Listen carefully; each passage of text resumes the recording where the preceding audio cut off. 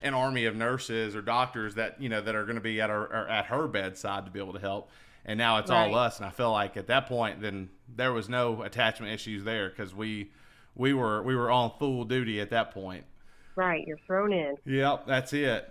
So, in most cases, the children are allowed to leave after a certain amount of time, whatever that time is, for each of those cases. So, what are like some strategies that you all use to help prepare those parents to bring home those new, very little bundles of joy that they have? Well, we do several things. Like I said, we're involving you in those diaper changes and feedings and that kind of thing from the beginning. So hopefully most parents get super comfortable with that. The nurse gets super comfortable with the parents doing that. We might be at another bedside and say, hey, go ahead and do that diaper change and check that temperature and I'll be there in a second, Yeah. and you kind of have that sort of teamwork going on with that. So hopefully you're going to be super comfortable with that. Our goal is to make sure you're as prepared as you can be.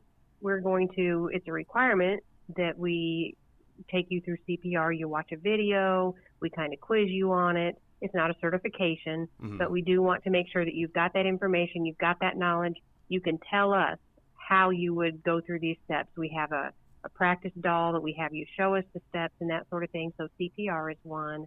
If they're going home on any medications, we're going to make sure you know how to administer those medications. It's not going to be like IV medications or anything like that. It's just going to be an oral, you're giving your baby drops of some kind. Yeah. If it's vitamins, let's say. If they're on a special formula, we'll make sure that you have access to that formula. Sometimes you need a prescription. Sometimes we need to order certain additives because that baby maybe needs some extra calories. So we make sure that you're not going to have an issue with getting your hands on that. What else? The diapering, taking temperatures, the feeding. We'll do a car seat test to make sure that baby can tolerate being in a car seat. Our limit, Oh yeah. our requirement right now is we test them for 90 minutes. I think when Caroline was there, it might have been an hour, but I think it's it 90 was. minute.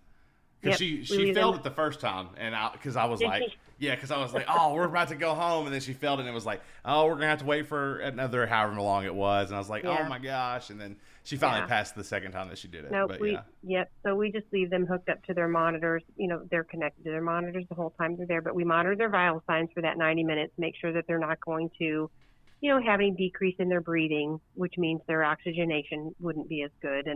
And so we just want to make sure that's not going to happen when parents stick them in the car to go on a little trip. So we do that car seat test. And then I'm sure you remember rooming in. We do a room in, which is a room kind of down the hallway from the NICU. The parents can stay there. Not the most comfortable bed in the world, but a, queen size bed, I think it is. The Yeah, little mini fridge, TV, bathroom, kind of like a hospital room. yeah, Kind of a little step up. And then you keep the kiddo in the room with you the whole night. yeah. And the nurse So just comes in and says, did they eat okay? Did they have a wet diaper? And the parents do all the work. yep. And that's what you do before you go home. Yeah, So, we the lady that was there, I think, because you were off the night that she was supposed to go home. Here was. Yeah, Yep. she the lady that was there that night, she said she's like, okay, so you guys are gonna be rooming in, and we packed our little case of whatever we had to take in there with us. And I was like, so are you guys gonna like come and bring her back, or like the lady just laughed. She's like, no, she's yours. And I was like, Yeah. okay, so if you need us, push the button, but like, no, she's Right. yours. And I was like, oh, okay. But one Yeah. thing that you did say about the CPR stuff, I know it's not a certification, and there's like in my line of work, like I of course had to be CPR certified, and in my opinion, that was probably the biggest blessing, was that you guys did go through and give us a a crash course on that, because I'm not sure if you know this or not, but whenever she came home, she was home for probably like 2 or 3 weeks at that point. And I had her sitting in like some kind of like little swing, thing. And I looked over and she had started to choke. But what she had is she was like kind of congested and stuff like that. And the stuff that you guys taught us was the thing that I had to do in order to wow. help her breathe better, So super, super, super important that, that you guys did that. And it was just a huge blessing on our behalf to be able to go through and handle that the way we did. So, the one thing I would say about you guys is like y'all definitely had everybody prepared to go home for sure. Good. A lot of I'm times, glad you felt that way. yeah. Well, and a lot of times people think that even like I did, like, she's 4 pounds. I don't know if I can do this, but no, like, you guys prepare everybody 100% to go home. Well, all right, so we're going to take one more quick break, and then we're going to kind of go through one last little summary of all the stuff that we've talked about with Miss Gwen.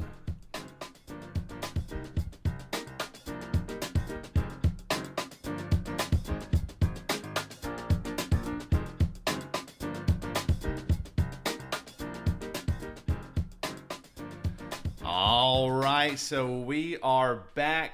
So the last couple of things I was going to ask you about, you have given us so much information on what to experience if, any of our listeners ever end up in the NICU, or maybe they have got some friends who end up there and they can pass this episode along to them. But what is like a topic or something that you would like for NICU parents to know that you feel could make a difference in their stay?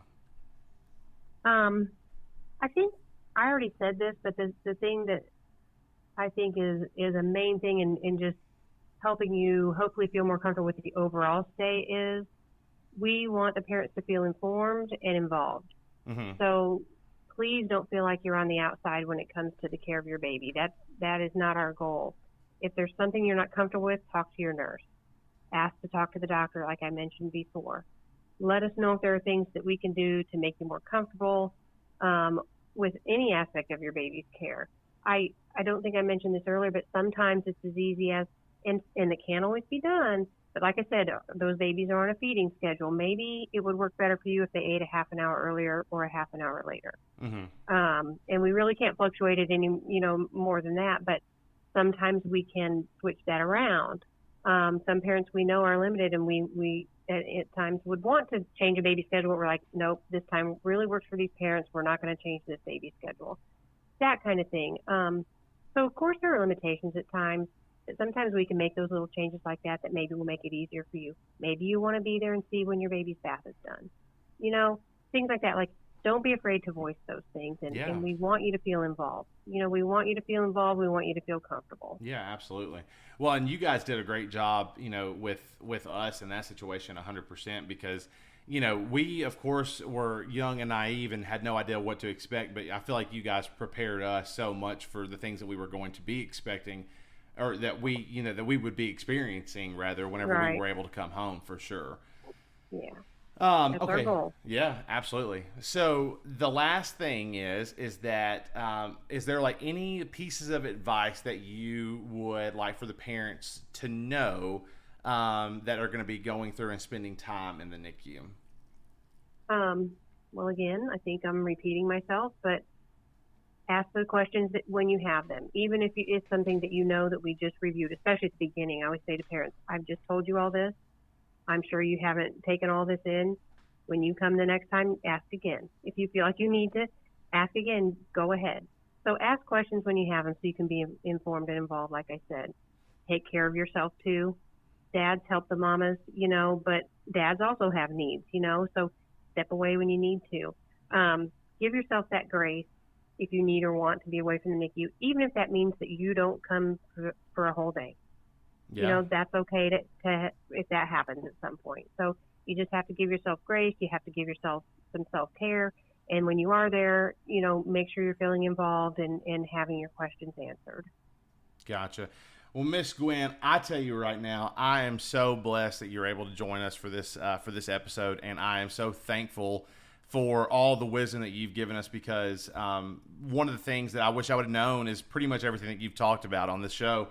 And I feel like this right here could definitely help so many folks that are out there, because a lot of times they're in situations kind of like similar to what Kylie and I were in, where, you don't really know a whole lot about the NICU, but I feel like you've definitely walked us through what that looks like, and also what to experience what to expect in the event that they do have that experience given to them. So you ladies and gentlemen out there that do your role in the hospital, y'all are definitely saints and angels on this earth, and we appreciate you for all that you do for us.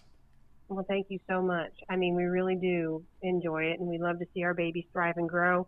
We love to also send us pictures of your babies. Send us a note if you have time. Sometimes we get Christmas cards or what have you, and that's why we try to do those NICU reunions. We love to see those babies doing well. Yeah, we can't wait for you guys to do the next one, because Caroline, she definitely will enjoy it for sure.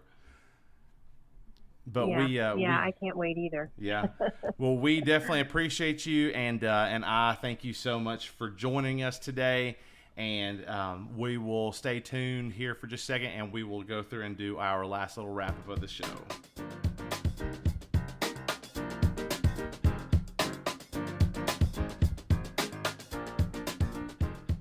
All right, folks. Once again, thank you so much to Miss Gwen Farnsworth for being able to join us here at American Parenting. We are so blessed to be able to have her in our lives.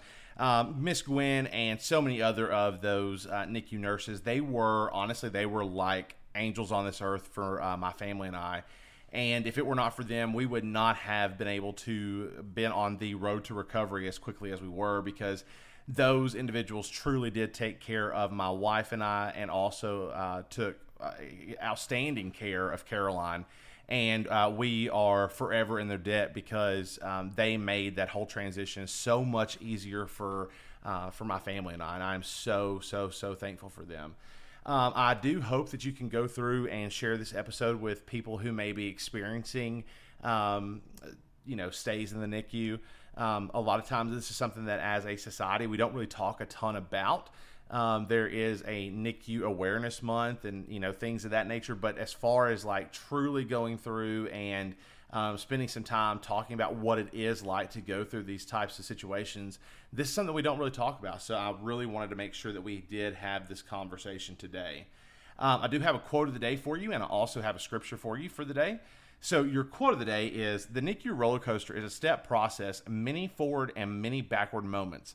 Witnessing the determination of a premature baby fight for life with each breath they take is life-changing for their parents and those around them." I can say that our NICU nurses and also our neonatologists, they were the professionals that we relied on for information, but they were also some of the biggest cheerleaders that Caroline had, and they were cheerleaders of us too, and we were so grateful for them. And then your scripture of the day comes from Romans chapter 12, verse 12. "Be joyful in hope, patient in affliction, and faithful in prayer." I will say that Kylie and I, we did spend several hours in prayer, not consecutively, but over those 36 days that Caroline was in the NICU, and we truly did go through and try our best to focus on all the good stuff that was going on. And we knew that we were not equipped to be able to take care of our child at that time. And as a parent, that is an extremely difficult thing to admit. But know that we were blessed, and that you are blessed if you're in this situation, that there are individuals out there who have trained and do know how to take care of your child whenever you do not know what to do next. So I would just make sure that you are, spending some time in prayer, making sure that you are understanding that there are some things that you cannot change in this world, but you can embrace what God has placed in front of you. And I hope that you're able to do so with these different types of situations. So until next time, everybody, I hope that you have a great day and a great week.